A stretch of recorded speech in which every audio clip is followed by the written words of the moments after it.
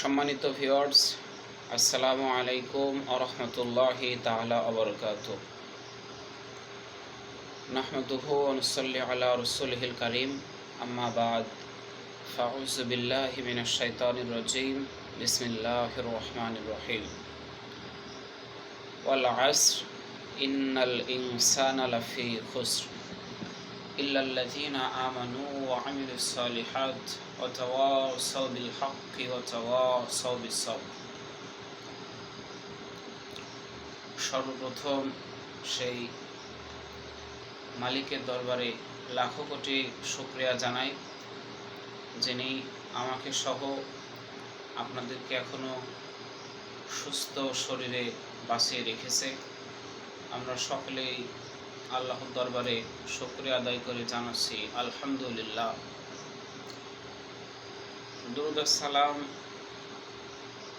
পেশ করি সেই মানবতার মহান শিক্ষক জনাবে বিশ্বনবী মুহাম্মদুর রাসূলুল্লাহ সাল্লাল্লাহু আলাইহি ওয়াসাল্লাম।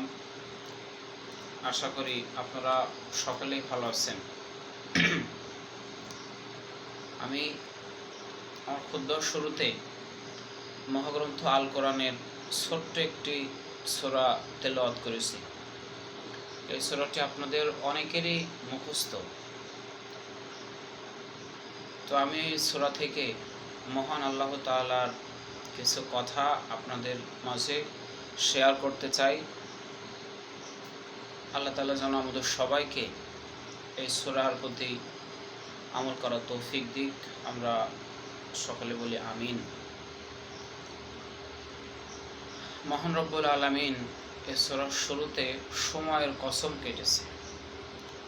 ওয়াল আসর, সময়ের কসম কেটেছে। এই আয়াত থেকে যে শিক্ষাটা পাওয়া যায় সেটা হচ্ছে যে আল্লাহ তাআলা চাইলে তিনি যার ইচ্ছা তার কসম কাটতে পারে।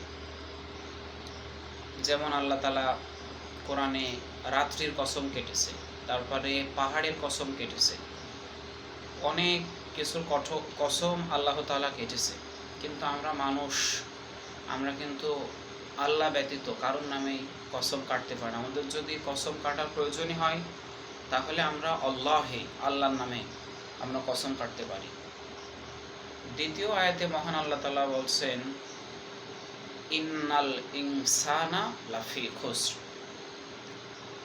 যদি শব্দগুলো ভাঙা হয়, ইন্না মানে নিশ্চয়, ইনসান মানে মানুষ, আর এখানে আল্লাহ তাআলা দিয়েছে ইনসানা মানে মানুষেরা।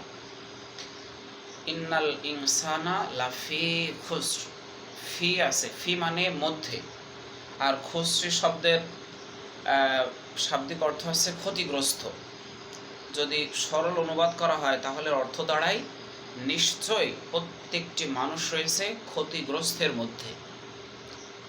আমরা যারা নিজেদেরকে মানুষ বলে দাবি করি, মহান আল্লাহ তাআলার এই আয়াতগুলো কিন্তু আমাদের উপরে নাজিল হয়েছে। যেহেতু আল্লাহ তাআলা এখানে বলছেন যে প্রত্যেকটা মানুষ রয়েছে ক্ষতিগ্রস্তের মধ্যে। তো তারপরে মহান আল্লাহ তাআলা আবার আশার বাণী দিয়ে জানিয়েছে যে কারা এই ক্ষতির মধ্যে থাকবে না বা কারা এই ক্ষতিগ্রস্ত শামিল হবে না। তো পরবর্তী আয়াতে আল্লাহ তাআলা বলছেন ইল্লাল্লাযিনা, তারা ব্যতীত, আমানু, যারা ঈমান এনেছে। এখানে ঈমান আনা বলতে শুধুমাত্র কিন্তু আল্লাহর উপর ঈমান আনা না। আমরা সকলেই জানি যে আমানতু বিল্লাহি ওয়া মালাইকাতিহি ওয়া কুতুবিহি ওয়া রাসূলিহি ওয়াল ইয়াউমিল আখিরি ওয়াল কদরি খায়রি ওয়া শাররিহি মিনাল্লাহি তাআলা ওয়াল বা'সি বাদাল মাউত। যে আল্লাহ তাআলার প্রতি ঈমান আনতে হবে, ফেরেশতার প্রতি ঈমান আনতে হবে, কিতাব, যে সমস্ত কিতাব আল্লাহ তাআলা নাজিল করেছে ওই সমস্ত কিতাবের প্রতি ঈমান আনতে হবে। তারপরে রাসূলুল্লাহ সাল্লাল্লাহু আলাইহি ওয়াসাল্লাম সহ যত নবী দুনিয়াতে এসেছে, রসুল এসেছে, তাদের প্রতি ঈমান আনতে হবে। আখিরাত, পরবর্তী জীবন, ভাগ্য, এই সমস্ত কিছু বিষয়ের প্রতি ঈমান আনতে হবে। তারপরে আল্লাহ তাআলা বলছে ওয়া আমিলুস সালিহাত, ওয়া মানে এবং আমলুস সালিহ মানে যারা ভালো ভালো কাজ করেছে। আমলে সলে বলা হয় ওই কাজগুলোকে যেই আমলের ভিতরে, যেই কাজের ভিতরে শিরিক বেদাত নেই, শিরিক বেদাত মুক্ত আমলকে বলা হয় আমলে সলেহ। তাহলে আমরা অনেক সময় ইবাদত করি, আমাদের ইবাদতের মধ্যে শিরিক বেদাত জড়িয়ে যায়, শিরিক বেদাত হয়ে যায়, আমরা সেটা বুঝতে পারি না। তো শিরিক আমরা যাতে কাউকে না করি, আল্লাহর সাথে আমরা কাউকে শরিক করব না, বেদাত হয়ে যায় এমন কোনো কাজ আমরা করব না।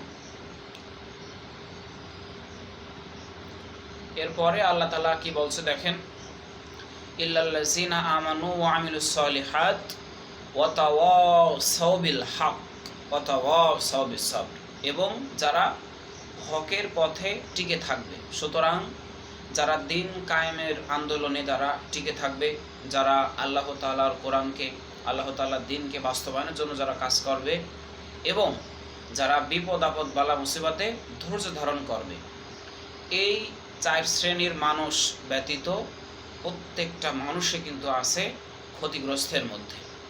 আমরা একটা একটা করে আবার শুনি।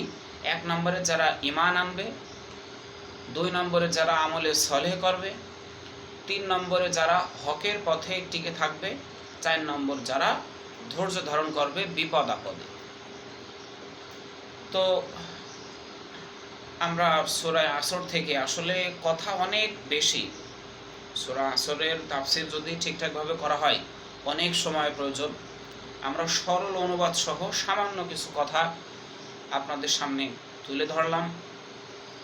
আপনারা ইসলাম প্রচার এবং প্রসারের ক্ষেত্রে আমার ভিডিওটা একটু শেয়ার করে দেবেন, আর দোয়া করবেন যাতে মহান আল্লাহ তাআলা আমাকে যতদিন বাঁচিয়ে রেখেছে কোরআনের সঠিক কথাগুলো আপনাদের সামনে আমি তুলে ধরতে পারি, এবং কোরআনের পথে থেকেই যাতে আমার মৃত্যু হয়।